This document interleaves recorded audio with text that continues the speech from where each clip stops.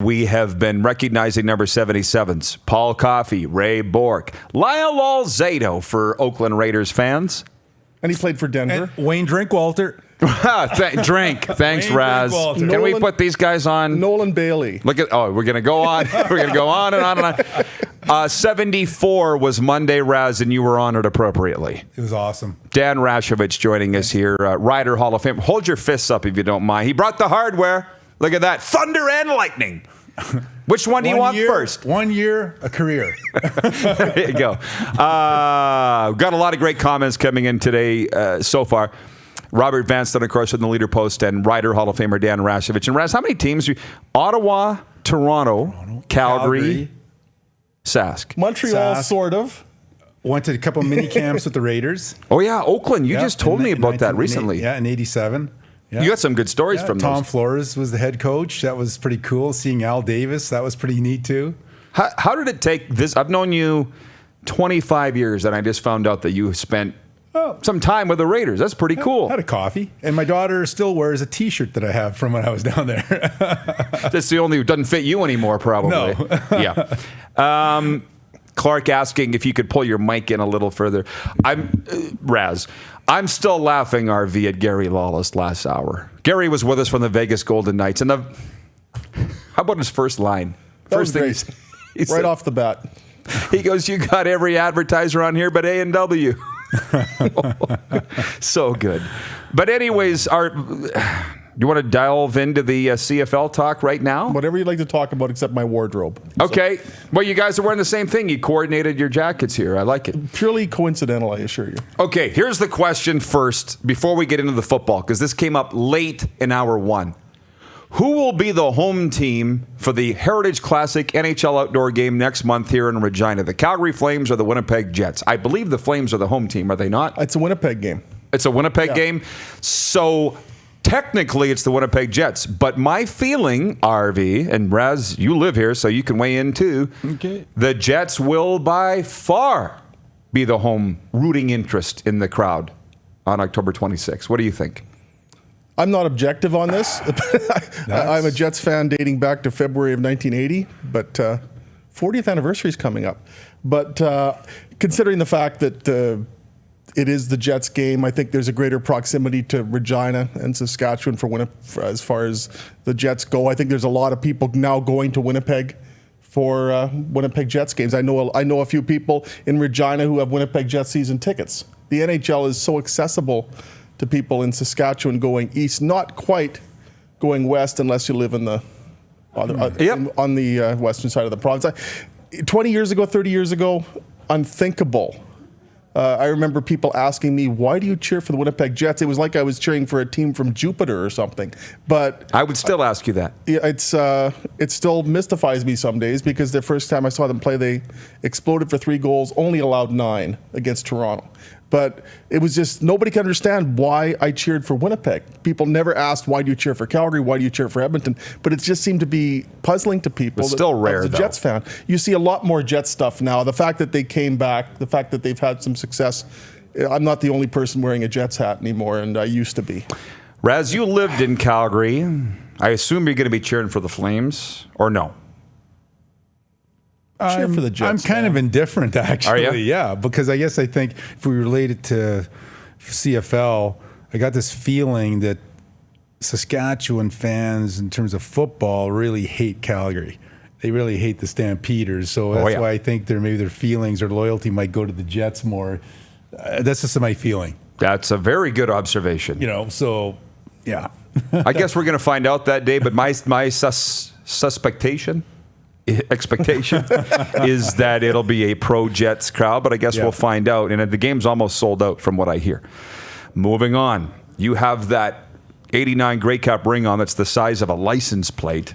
Got to thank Poley and Aldag and Richie Hall for that. For the field goal. And they're the 3 who were behind sort of designing the ring. Really? Yeah. Because actually, that 89 Grey Cup ring, maybe we'll put it close to the camera later, but that's when rings went from small-ish to huge. Big-ish. Right? It came from the 89 Riders, which no regrets, right? No regrets. And you know what? I know I think I talked to Aldag sometimes, and I think Richie might have been a little upset because he's kind of, well, the big guys are going to get way more gold on their ring versus the smaller guys on the team, sort of thing. But yeah, they were the group that kind of put that together. Hey, I think it was kind of following what the Raiders Super Bowl ring or something at the time, and because it was pretty big. Well, too. for many that I've seen, that was the trendsetter. It was the trendsetter at the time. It was Inner Gold actually who designed and built that. Did this ring, and yeah. So I'm going to get Rob Vanstone's thoughts on the '89. What it stirred in you to see those guys together on the weekend. But Raz, you were right in the middle of them, and it made me feel good to see those guys. I think it all, for those of us that are from here and were around here at the time, brings up good feelings. It does for me anyways.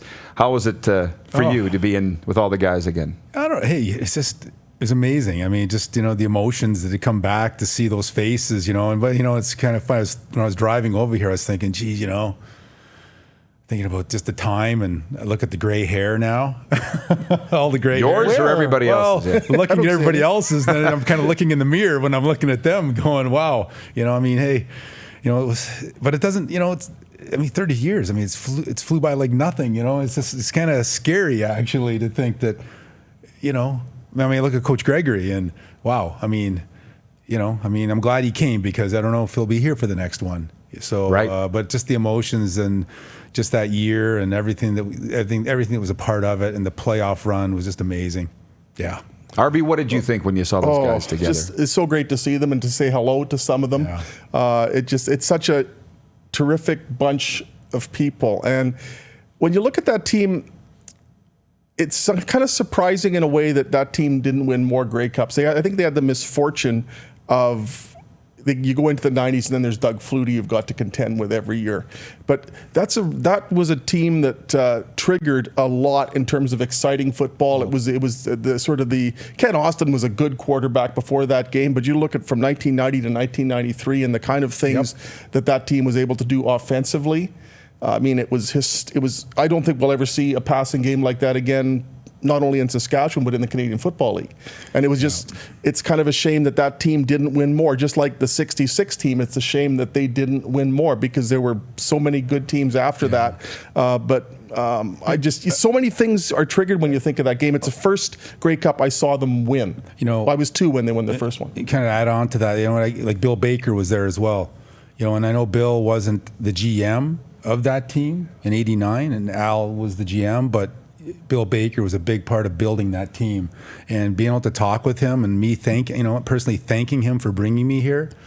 And just hearing the words out of his mouth about, why we brought you here. We were lucky to get you here, and hearing those kind of things, and, talking with Ken Moore, and he's, we're just sharing stories about our O-line, our defense, and he's just going, man, like he's, like Ken Moore was just the feedback he was giving. And I've never heard this from him before. Just saying, in his opinion, it was one of the best, he felt was one of the best front sevens in the league for quite a few years. We led the league in sacks for many years, and, we had a pretty fearsome front, and a pretty decent linebacking core as well. So it's nice to hear those words, and I guess, hey, we were patting each other on the back and that type of thing. But it's pretty fun sharing those stories that you never hear, over all these years. All these reunions are always fun when the guys get together, but there's one guy always notably missing, and his name is Kent Austin, number 5. And as everybody says, he's not a reunion guy. And if you know Kent, I wouldn't say if you know him, you love him. I do. I'm not sure everybody. He's not warm. Right? He's not warm and fuzzy. He's not looking back. He's looking forward. And he's coaching at Liberty now. I don't think anybody expected him to be back, but he wasn't here for the 20-year reunion in 2009. No. He's just not a reunion guy. He did his job that day, and he's moved on. Am I right on that? Yeah, and it wasn't a full-scale reunion either. No. Yeah, it's not like the 20th. The 20th was... But he wasn't there for that either. No, he wasn't, which is too bad, because that was the full scale, and that was another level of staying out late. Right.